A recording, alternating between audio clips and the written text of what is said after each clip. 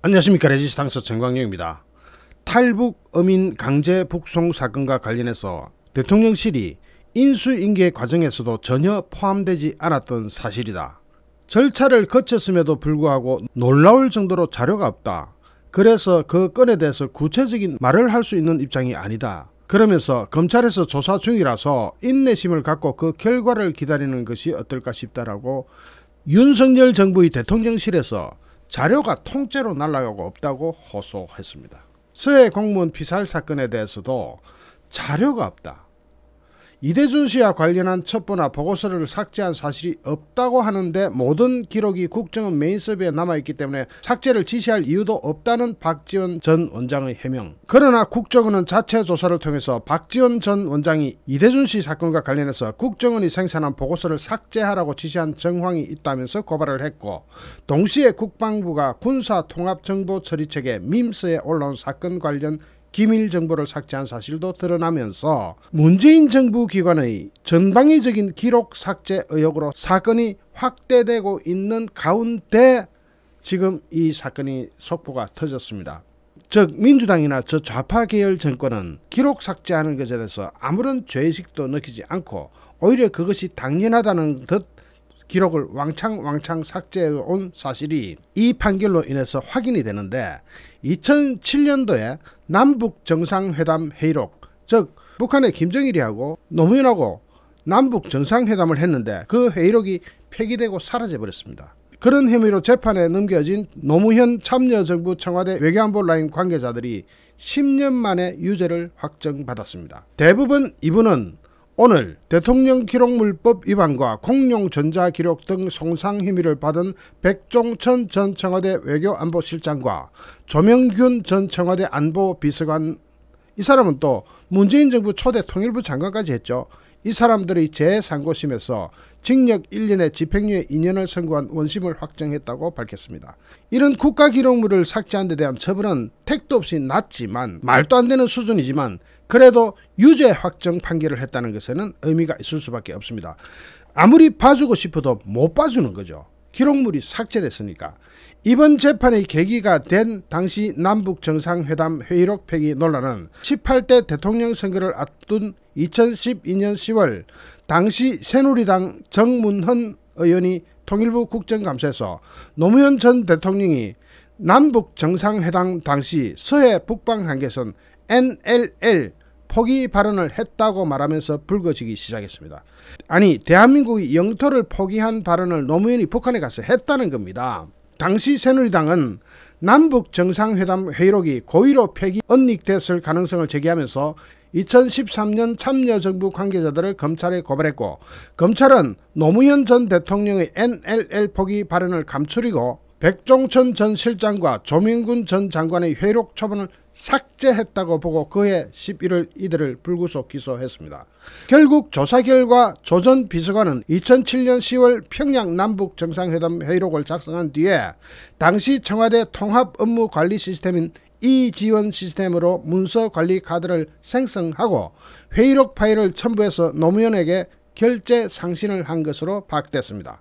이후 노무현은 회의록을 열어서 내용을 확인한 다음 회의록 파일의 내용을 수정 보완해서 이지원 시스템에 올려두고 총리, 경제부 총리, 국방장관 등이 공유할 수 있도록 할 것 등의 의견 파일을 문서관리 카드에 첨부해서 조 전 비서관에게 내려보냈습니다. 그런데 그런 노무현의 지시가 진짜였을까요? 그 다음이 진짜로 이상해집니다. 조 전 비서관은 종료 처리 항목을 선택하지 않은 채 2008년 1월 문서관리 카드를 계속 검토로 처리했고, 이후 이지원 시스템에서는 문서관리 카드 정보가 삭제돼서 인식이 불가능해졌습니다. 이건 뭐냐? 노무현이 과연 내려보낼 때 삭제할 것을 염두에 두고 이렇게 내려보는 거 아니냐? 검찰은 이 대목을 두고 백 전 실장과 조 전 비서관이 대통령 기록물로 생산된 문서관리 카드를 무단으로 파기했다면서 대통령 기록물법 위반 혐의 등을 적용했습니다. 그 이후 수년 동안 이어진 재판의 최대 쟁점은 문서관리 카드를 대통령 기록물로 볼 수 있느냐 없느냐 하는 여부였는데, 1심과 2심은 무죄 판단을 내렸습니다. 회의록 초본에 노무현의 결재가 없어서 이를 대통령 기록물로 볼 수 없다는 이유에서였습니다. 그러나 2020년 12월 대법원은 두 사람의 혐의가 유죄로 인정된다면서 원심을 파기했습니다. 원심이 파기되면은 고등법원으로 다시 돌아가죠. 그렇게 해가지고 유죄가 나오는 겁니다. 노무현은 2007년 10월 회의록 내용을 이지연 시스템으로 확인한 뒤에 문서관리 카드에 서명을 생성했는데 이것을 보면은 회의록이 첨부된 문서관리 카드를 공문서로 성립시킨다는 의사를 표시한 것이라고 대법원은 판단했습니다. 물론 당연한 판단입니다. 당연한 판단인데 10년을 끌었어요. 이리 쉬 저리 쉬 하면서 10년을 끌었습니다. 노무현이 수정과 보완을 지시하기는 했지만 이미 회의록의 내용을 열람하고 내용을 확인했다는 점과 문서의 성격 내용을 고려하면 문서관리 카드는 대통령 기록물로 봐야 한다는 겁니다. 이제 그래서 일단 대법원은 대통령 기록물로 봐야 한다 하는 그런 지침을 고등법원에 내려보내죠. 파기환송심이라 그러죠. 파기환송심을 맡은 서울고법은 이에 따라 올해 2월 이들에게 징역 1년에 집행유예 2년의 유죄 판결을 내립니다. 두 사람은 판결에 불복해서 다시 대법원에 상고했다가 이번에 확정 판결이 나온 겁니다. 그러면은 이런 중요한 남북 정상회담 회의록을 파기하는 이런 데 대해서 고작 징역 1년에 집행유예 2년의 유죄 판결을 내렸다. 이거는 말이 안 되는 거죠. 말이 안 되는 판결이지만 어쨌든 유죄 확정이 된 것에 대해서는 우리가 역사적으로 인식을 해야 됩니다. 즉 지금 일어나고 있는 탈북 어민 북송 자료가 몽땅 실종돼 버리고 없다. 아니 대통령이 바뀌면은 전임 대통령한테 인수인계를 받습니다. 그 인수인계를 받을 때는 중요한 국정 자료는 다 인수가 돼야 되는데 인수인계를 받아보고 보니까 하나도 없다. 이게 인수인계입니까? 중간에서 어딘가 파기해버리고 삭제해버린 거죠. 그러니까 어민 강제 북송 사건과 관련해서는 모든 자료가 부실하다. 남아있는 게 별로 없다. 이렇게 되면 삭제범을 잡아야 되는데 삭제범 처리가 고작 징역 1년에 집행유예 2년이다. 이러면은 위기를 느낀 사람들은 안심하고 자료 삭제 팡팡팡 해도 증거인멸을 해도 그냥 징역 1년에 집행유예 2년으로 실형을 살지 않는다고 한다면은 앞으로 진짜 대한민국 큰일 나는 겁니다. 조선실록을 보면 조선 왕조 500년 동안 사소한 거 하나라도 놓치지 않고 다 기록을 해놨습니다. 역사란 그런 겁니다. 그런데 이 역사를 이렇게 비틀어버리는 경우는 정말로 조선시대 같으면 참형에 처해져야 될 그런 일인 것 같습니다. 거기다가 서해공문 자료 파기, 국방부가 군사통합정보처리체계 밈스에 올라온 사건 관련 기밀 정보를 삭제한 사실이 드러나면서 문재인 정부 기관의 전방위적인 기록 삭제 의혹으로 확대됩니다. 거기에 준해서 이 사건을 같이 봐야 됩니다. 도대체 좌파 민주당 계열은 뭔가 증거인멸하는 데는 도 같은 사람이죠. 거기다가 증거인멸 여기에는 사람에 대한 증거도 인멸해버리는 게 있는 거 아니냐 하는 의혹까지 나오고 있습니다. 이재명의 처 법인카드 의혹으로 참고인이 또 사망함으로써 도대체 저 동네는 증거인멸을 하기 위해서 수단과 방법을 역사적 기록도 가리지 않고 수단과 방법을 가리지 않는 참으로 해괴한 모습을 보이고 있습니다. 저런 집단이 정치 집단으로 볼 수 있습니까? 저런 거는 범죄 집단입니다. 그냥 범죄 집단이 아니고서는 저렇게 자연스럽게 국가 기록을 삭제하고 또 우리가 상상하지 못할 여러 가지 사건들이 벌어지는 것들을 보면 정말로 무시무시합니다. 정조대왕함 우리나라의 네 번째 이지삼이 진수식을 가졌습니다. 대통령까지 내려가가지고 축하를 했죠. 그런데 여기에 2%가 부족한 함이다. 깡통함 아니냐 하는 지적이 나오고 있습니다. 이걸 자세히 살펴보니까 결국은 문재인이 중국 눈치 보느라고 스펙을 다운시킨 혐의가 드러나고 있습니다. 그 엄청난 돈을 들여가지고 이런 거 한번 만들 때 제대로 만들어놔야 그 다음에 후회를 하지 않습니다. 돈이 엄청나게 들어가는 거잖아요. 어쨌든 오늘 진수한 정조대왕함은 해상에서 북한의 탄도미사일을 요격할 수 있는 차세대 이지스 구축함 1번 함이라는 게 의미가 있습니다. 해군과 방위사업청은 28일 오늘 오전 울산 현대중공업에서 8,200톤급 이지스 구축함 정조대왕함의 진수식을 거행했습니다. 정조대왕함은 차세대 이지스 구축함을 말하는 광개토 3 배치 2 1번 함이자 해군의 네 번째 이지스 함입니다. 국내에서 독자로 설계하고 건조한 정조대왕함은 지난 2019년 건조 계약 체결 이후 2021년 착공식과 기공식을 가졌고 그런데 2021년에 착공식과 기공식 가지고 이게 오늘 벌써 진수된다는 것은 대한민국 조선기술이 어느 정도인지를 확실히 들여다볼 수 있는 궤가입니다. 미국에서 오히려 부러워하고 있죠. 어떻게 그렇게 짧은 기간 동안 스텔스함을 진수를 시킬 수 있느냐. 아직 무기가 다 장착되지 않았기 때문에 완벽하게 작동 가능하다 이건 아니지만 진수를 했다는 거죠. 어쨌든 물에 띄었습니다. 오늘 진수식에 이어서 시험평가를 거친 뒤 오는 2024년 말, 그러니까 지금부터 1년 반 정도 계속 안에 내장 무기를 집어넣어야 됩니다. 그래야 완공이 되죠. 그리고 시험 가동도 해야 되고요. 그래서 2024년 말에 해군에 인도돼 가지고 전력화 과정을 마치고 실전 배치까지 갈 예정인데, 실전 배치 자체는 조금 더 늦어질 수가 있겠죠. 동급 이지서 하면 앞으로 2척이 추가로 건조됩니다. 그런데 동급 추가 건조할 때 뭔가 바꿔야 돼요.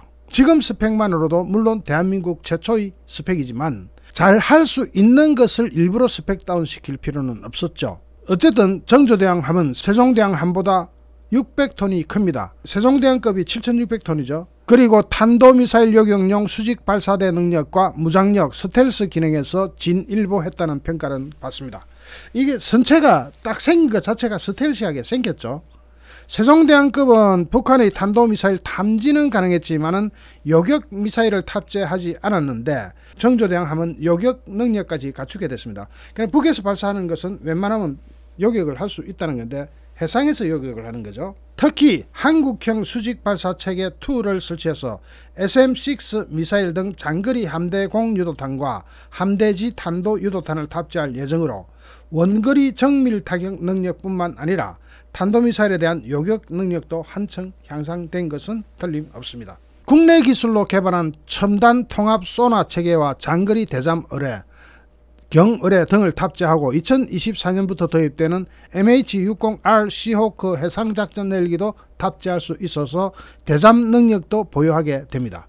추진체계는 세종대왕급의 가스터빈 엔진 4대에 이어서 하이브리드 전기 추진체계 2대가 추가돼서 일반 항해 시 연료를 절감하는 경제적 기동이 가능하기도 합니다. 그리고 또 전기 추진체계를 갖췄다고 하면은 잠수함이 가까이 올 때 회피할 때도 좀 유리하겠죠. 아무래도 소음이 줄어들 테니까. 오늘 진수식에는 윤석열 대통령과 김건희 여사, 정부 군 주요 지휘자, 국회의원, 방산업계 관계자 등 각계 인사 150여 명이 참석했습니다. 진수식의 하이라이트인 진수 도끼질, 진수할 때 배를 묶었던 줄을 이렇게 탁 잘라내죠. 그 진수 도끼질 퍼포먼스는 주빈 윤석열 대통령의 배우자 김건희 여사가 맡아서 함정에 연결된 줄을 도끼로 잘랐습니다. 그런데 어쨌든 지금까지 나왔던 우리나라 이시스 함 중에서는 가장 업데이트된 성능을 가지고 있는 건 틀림없습니다.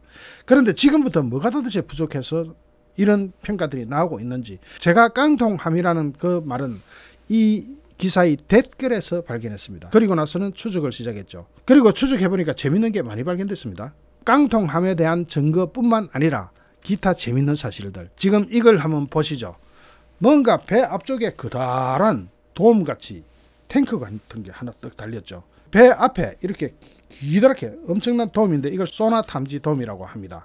이거 제작 장면을 가만 보니까 기존 스텔스함보다는 3배 이상 탐지거리를 향상시켰다고 하는데, 이때 3배 이상이라고 하는 것은 물리적인 거리뿐만 아니라 기능도 포함될 겁니다.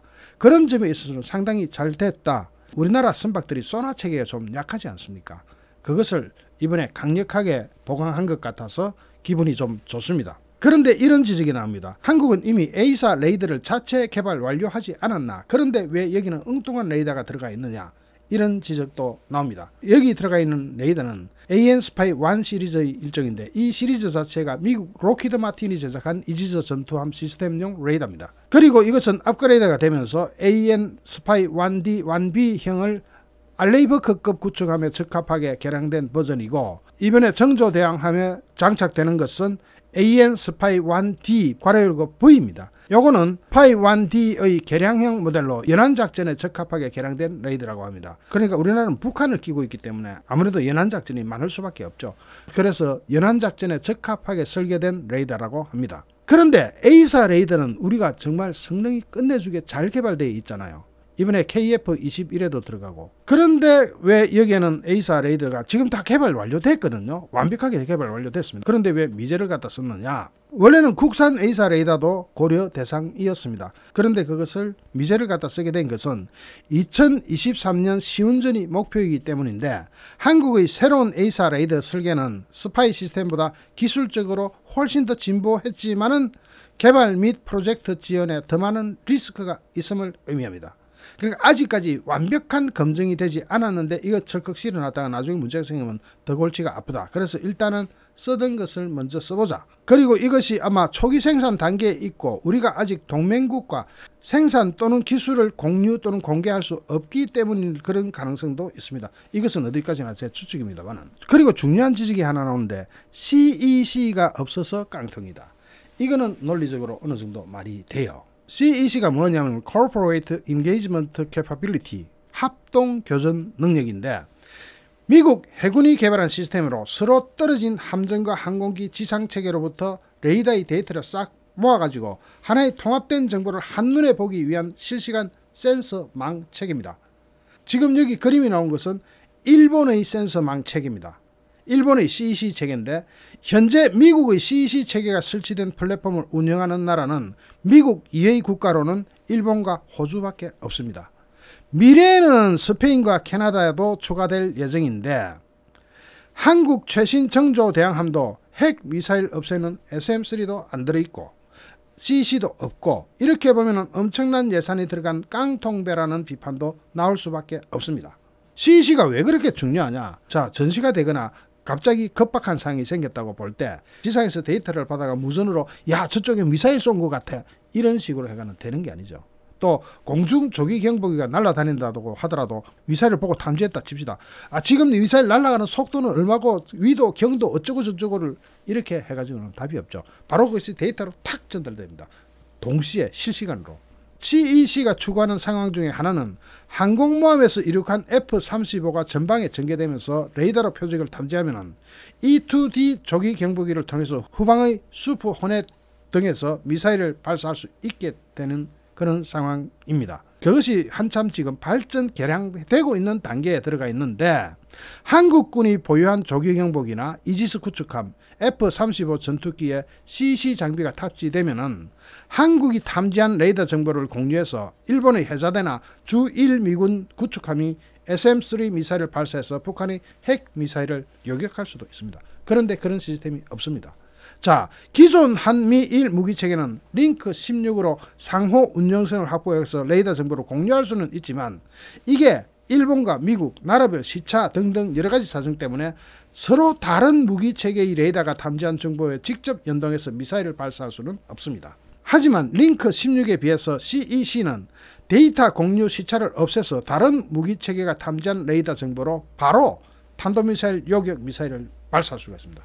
그렇게 되어야 이게 즉각적인 대응이 되는 거죠. 각각의 정보체계는 다 가지고 있죠. 우리나라도 F-35 가지고 있고 조기 경보기도 가지고 있고 지상의 레이더도 있고 이지스함에도 자체 레이더가 있고 그러면 이게 다 탐지가 됐다. 그런데 이거 연락 주고 받을 때 미사일은 이미 떨어져 가지고 폭발 일어나 버립니다. 이런 거는 순간적으로 탁탁탁 돼야 되는 거죠. 그게 CEC 책입니다. 만약에 이렇게 비싼 정조 대항함 같은 훌륭한 이지스함을 가지고 있어도 CEC 체계가 없으면 눈과 귀를 잃어버린 거랑 같죠. 우리나라가 레이더를 아무리 고급을 설치해도 이지스함의 탐지거리 안에 있는 것이고 각각의 정보체계에서 가지고 있는 모든 데이터를 한꺼번에 모았을 때와는 위력을 비교를 할 수가 없게 되죠. 이지스함 한 대가 가지고 있는 정보와 공중 조기 경보기, 기타 F-35 지상 레이더 모두가 연계돼 버리면 정말 기가 막힌 작전이 수립될 수가 있잖아요. 특히 북한에서 핵미사일을 올릴 때 발사 단계에서 요격이 가능하다면 그게 가장 좋은 거 아닙니까? 그래서 링크 16에 비해 CEC는 데이터 공유의 시차도 없고 다른 무기체계가 탐지한 레이더 정보를 바로 탄도미사일, 요격 미사일을 발사할 수가 있습니다. 만약에 해군의 이지스함이 초기 공격을 당해서 이지스 레이더가 고장나면은 수십여 발 보유하고 있는 SM 미사일 한 발도 쏴볼 수 없는 상황이 되죠. 만약에 이지스함에 실려있는 레이더가 고장났다면 다른 정보체계가 가지고 있는 것을 받아서라도 발사를 해야 되는데 전혀 그 체계가 안 된다는 거죠. 그러니까 깡통 맞다는 거죠. 그러면 깡통 맞죠. 만약에 CEC 장비를 탑재했고 CEC 장비가 정상 작동이 되면 다른 구축함과 조기 경보기 등이 포착한 정보를 실시간으로 전달받아서 SM 미사일을 정상적으로 발사할 수 있게 되고 북한의 미사일이나 중국의 미사일은 요격될 수가 있습니다. 그 기능이 반감된 거죠. 아주 없다고 볼 수는 없지만 우리나라 이지스함이 이게 처음입니까? 아니요. 세대가 있습니다. 이미. 그 세대는 추적은 해요. 탐지는 하는데 요격수단이 없어요. 다만 여기에는 요격수단이 좀 약하긴 하지만 SM6가 실리잖아요. 그러면 그 SM6를 이용해서 다른 이지삼이 받은 정보를 가지고도 쏴야 되는데 그게 안 된다는 겁니다. 그러면 나머지 이지삼 세대는 정조대왕함의 요격 미사일을 발사할 수 있는 그 수단을 공유할 수 없기 때문에 보기만 하고 눈만 뻔히 보고 당해야 되는 그런 상황이 올 수도 있습니다. 그러면 다시 한번 이야기하지만 이건 깡통함이 될 수도 있는 거죠. 깡통함이라는 비판을 받을 수밖에 없는 거죠. 이게 언제 이루어졌느냐. 정조대왕함 착공될 때가 언제예요? 문재인 정권 하였습니다. 문재인 정권이 미국하고 사이가 좋았다 나빴다? 아주 극이었죠. 그러니까 미국으로부터 도움받을 수 있는 것을 못 받은 거 아니냐는 비판도 나오는 거죠. 물론 지금 현재 CEC가 작동되고 있는 국가는 미국을 비롯해서 일본과 호주밖에 없습니다. 하지만 한국은 미국과 동맹국가입니다. 동맹국가로서 이것을 서로가 연계를 하자 하면은 미국의 자산으로도 북한의 핵미사일을 요격할 수 있을 텐데 미국과 링크가 안 된다? 지금 링크되어 있는 것은 시차 때문에 또 어렵다? 이거는 전적으로 문재인 정부가 미국하고 사이가 안 좋아서 틀어진 일로밖에 해석할 수가 없겠죠. 그리고 문재인 정부는 우리 이지스함을 가지고 중국 눈치를 왜 보았을까 하는 댓글이 달리고 있습니다. 뭐냐?